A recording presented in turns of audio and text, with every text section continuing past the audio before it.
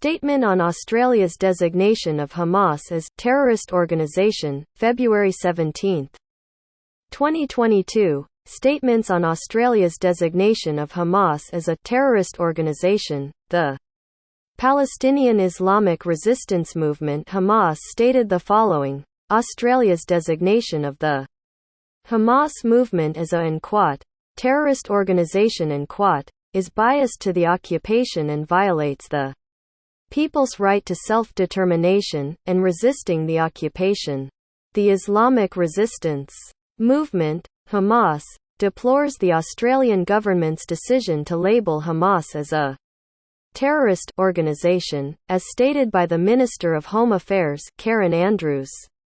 While we reject this designation, we consider it biased to the Israeli occupation at the expense of the Palestinian rights and just cause.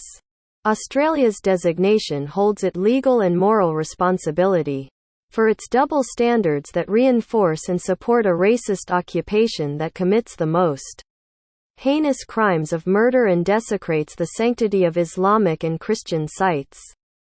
The Australian government's label contradicts international law, which guarantees the right of peoples to resist the occupier and ignores the oppressive practices of the occupation against the Palestinian people as documented by international human rights reports, the latest of which is the Amnesty International report, which called for accountability for the crime of apartheid against Palestinians. We call on the Australian government to backtrack this decision that harms its reputation of respecting human rights and recognition of international laws and norms.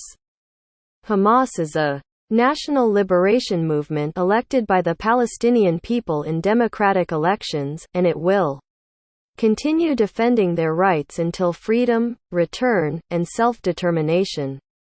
Islamic Resistance Movement Hamas Thursday, February 17, 2022.